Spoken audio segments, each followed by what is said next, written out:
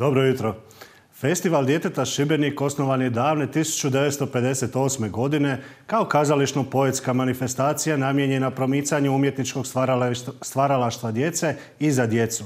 Naravno, kako to kod nas biva, cijeli festival pokrenut je zahvaljujući nekolicini šibenskih entuzijasta, čije su ideje mnogi blagonaklono prihvatili. A u terapiji Power by Dnevno, moj gost, direktor dječjeg festivala Jako Bilić, otkriće nam što su nam vrijedne ruke organizatora spremili za ovogodišnji 61. Međunarodni dječji festival. Dobro vam jutro i dobrodošli. Dobro jutro vama i svim našim gledateljima. Evo, 61 godinu slavite dječjeg festivala, otvaranje je bilo u subotu. Ove godine se on održava od 19. do 4. srpnja. 3. srpnja. Kako ste i rekli, u subotu smo imali svečano otvaranje. Otvorio nam je po najbolji, ako ne i najbolji, teatar za cirkus iz Španjolske, Circos teatar. Zbilja je bilo jako lijepo, veličanstveno, uz taj tradicionalni šibenski vatromet i ponešto druženja na rivi. Jučer je bio koncert posvete Rajku Dujmiću, odnosno njegovom dječjem stvaralaštvu. Večeras nas čeka još jedan koncert i još 12 dana, da budemo točni, predstava programa likovnih, filmskih, radioničkih. Dakle, negdje mi očekujemo i nadamo se da će sve proći u redu i da ćemo tih nekih 70-80 programa, koliko smo uspjeli ovu godinu pripremiti, održati. Inače, to je nekakva brojka koja je u nekim normalnim okolnostima niti trećina onoga koliko mi programa imamo u 15 dana za kako djecu Šibenika, tako i zapravo svu djecu, kako se to voli reći, svu djecu svijeta. I idemo nekako, brodimo, ne damo se i nadam se da će se... Bilo teško u ovim pandemijskim uvjetima organizirati, evo rekli ste 80-ak predstava, kazališnih predstava, izložbi, radionica. Tako je. Iskreno, lakše je bilo prošlu godinu, jer je ipak taj lockdown prošlu godinu došao negdje u 3. mjesecu, pa je još uvijek bilo, što bi rekli mi dolje, bilo je još uvijek force, pa si nekako na ruku uspio odraditi prošle godine 100-tinjak programa. Godinu prije, dakle, taj posljednji, recimo tako, normalni festival, 59. izdanje je imalo 194 programa. Mi smo sad tu, kažem, negdje 70-80 programa i nadamo se da ćemo to sve skupa uspjeti održati. 33 su radionice za vaše gledatelje koji možda do sad nisu imali prilike detaljnije se upoznati. Radionice Međunarodnog dječjeg festivala su zapravo vrlo široke. Tu zbilja ima svega. Od high-techa do kameno-klesarske radionice. Dakle, zbilja nema šta... To sve djeca rade više. Tako je, to sve rade djeca. I evo jedna zanimljiva, recimo, informacija.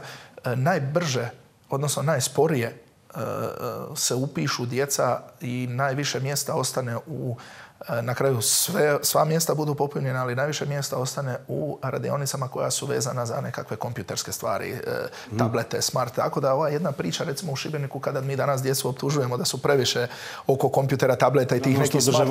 Tako je, bome, mi smo prošlu godinu i pretprošlu imali zbilja pod navodnike jedan ozbiljan rat ko će se upisati u kameno-klesarsku radionicu, jer djeci je ipak ono što izgradu vlastitom rukom, što napravu vlastitom rukom, je li to lutka, je li to nekakav kamen, je li to plastelin, je li to nešto treće, četvrto, ipak još uvijek zapravo možda smo mi stari malo zaboravili kako je to biti dijete. Kako to izgleda. Evo, dječji festival postao već gospodin u godinama, 61 godina je tu. Koliko imate ove godine? Koliko meni jasno, ovo je jedinstvena takva manifestacija.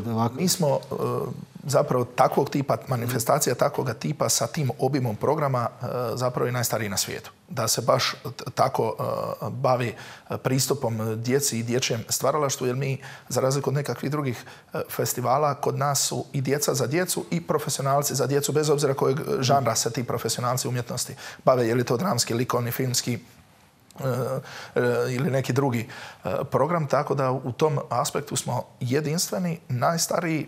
Što bi rekao Arsen, mi smo već mladići u ozbiljnim godinama, ne?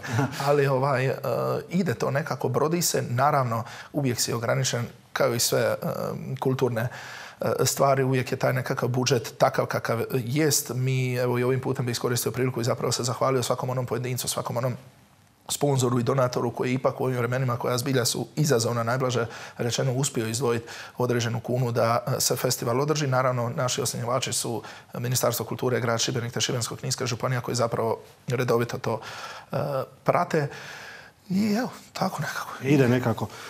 Recite mi, koliko ima ove godine inozemnih gostovanja? Znam da je ovo oko pandemije pa je teško doći. Mi smo prošlu godinu uspjeli zadržati međunarodni predznak jer smo imali samo 3 izložbe međunarodne. Dakle, radovi su došli, ali autori nisu došli. Ove godine smo uspjeli ipak realizirati 3 velika međunarodna gostovanja, kako sam spomenuo, Španjolce sa svojim cirkusom koji su nam bili na otvaranju, dolazu nam Izraelci i Italijani na zatvaranju. Tako da mi imamo jedan kuriozitet da smo mi spadamo među najstarije nacionalne festivale, ali se bavimo najmlađima i imamo jedan kuriozitet što zapravo ove godine Dječji festival je jedini od nacionalnih festivala koji ima međunarodno otvaranje i međunarodno zatvaranje koje nije nikakva online priča, nego uživo na našoj ljetnoj pozornici i nažalost okolnosti i financijske i ove pandemijske, epidemiološke su dovele do toga da mi sa nekih 1200-1300 mjesta koliko mi imamo na naše 3 pozornice u normalnim okolnostima, sad smo na negdje 190-200 sjedalica, tako da je to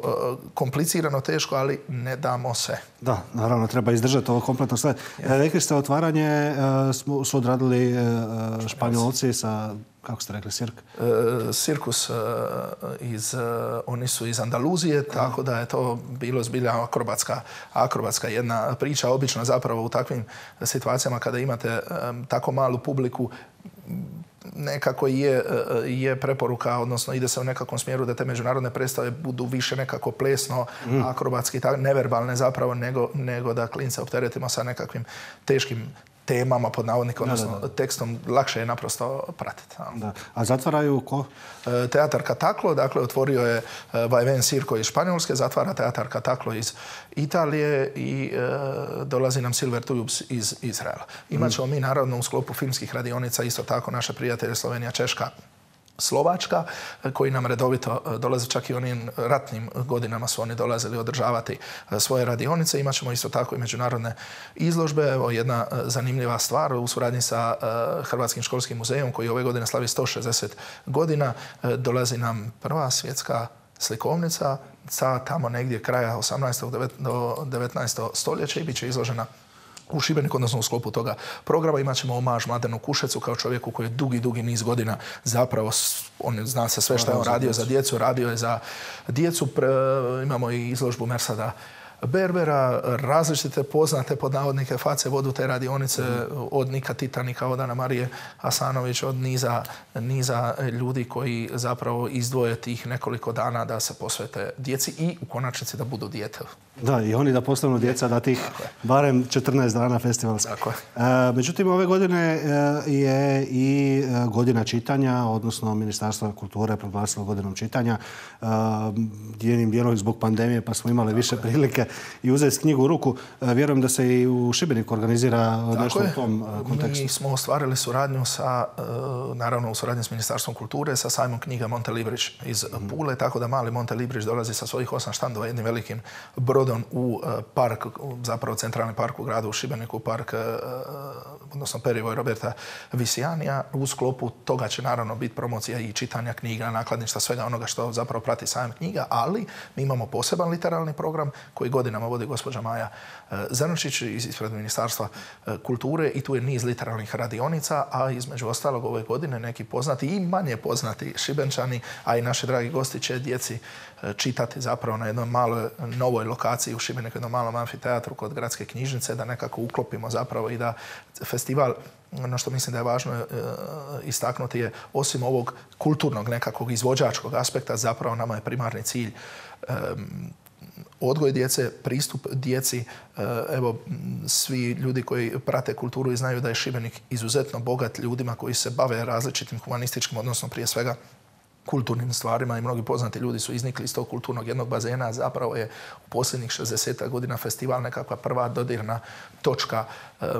Mi smo, evo, prije 2 godine mi smo imali radionicu Mame i bebe od 6 mjeseci. Dakle, doslovno čim se rodi Šveci nekako zaražen tim Međunarodnim dječjim festivalom i ono što bi isto volio istaknuti da ne ispadne naravno da je to samo šibenska priča i šibenska djeca da su o tome. Mi imamo negdje, koliko mi uspijevamo pratiti, u prosjeku 200-tinjak djece koji nisu na niti jedan način vezani za Šibenik, a roditelji uzmu ili godišnje ili dođu s njima nekoliko dana ili na radionice ili na nekakve predstave. Obično, pod navodnike, naša dijaspora iz Zagreba pošalje dicu materi, čači, babi i didi doli pa ih se riješi tih 15 dana, ali ima, naravno, to je pokazatelj zapravo da festival prepoznati u jednom drugom širem nekakvom kontekstu što nama daje zapravo u nekakvim godinama pred nama, ako stvari naravno dođu na svoje promišljati u tom jednom aspektu kulturno-turističkog dijela festivala koji sigurno je tu festival, to je jedna niša koja još nije do kraja otvorena, načeta, ali mislim da je to jedan prostor gdje bi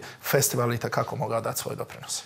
Meni je zanimljivo kad vidimo one snimke, grad je okričen u fenomenalne zastavice. Te zastavice su u biti radovi djece. Tako je, to su radovi djece koje djeca iz hrvatskih škola pošalju i uvijek ima svake godine naziv.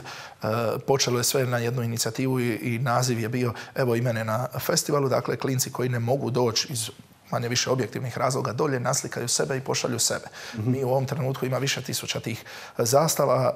Naš nekakvi cilj jest da taj program, ta izložba zapravo dođe do toga da svaki kvart u Šibeniku bude okićen tim zastavicama. Ja se nadam da za nekoliko godina ćemo tu priču i ispuniti. Sad se taj natječaj zove Kad se male ruke slože. Kad se male ruke slože. Evo, rekli ste malo prije, bit će puno manje mjesta nego inače.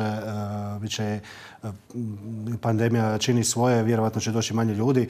Postoji li mogućnost da to gledamo, ne znam, preko Facebooka, YouTubea?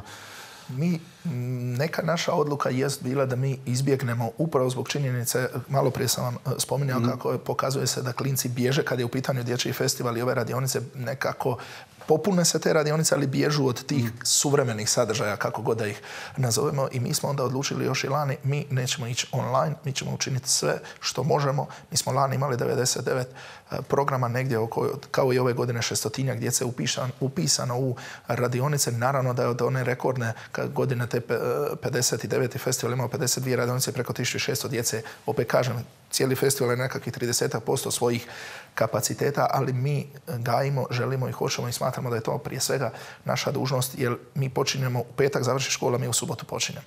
I nama je i sociološki bilo bitno i kulturološki da mi klince izvučemo i maknemo iz ovih uvjeta u kojima funkcioniraju, da dođu u nekakvu poetiku prostora, a Šibenik je prekrasan u tom aspektu. Zapravo vi imate 30 lokacija u gradu gdje se nešto događa, da li su to programi trgova i ulica, da li je to ovaj dramski ili filmski ili koji god program bio, i nama je cilj bio da dođe se, naravno uvažavajući apsolutno sve ove potrebne epidemiološke mjere, da se prije svega je cilj, za sad smo zdravi smo otvorili, ova 2 dana smo još uvijek zdravi, nadamo se da ćemo do 4.7. izaći zdravi svi skupa iz festivala, ali to je, ponavljam, bila važna jedna odluka da ide se uživo. Da ide sve uživo, da se ljudi druže, da izađu na ulice. To je sigurno vrijedno pažnje. Nije bilo to lako ni sve organizacijski odraditi. Koliko vas u biti organizacije ima tu kompletno?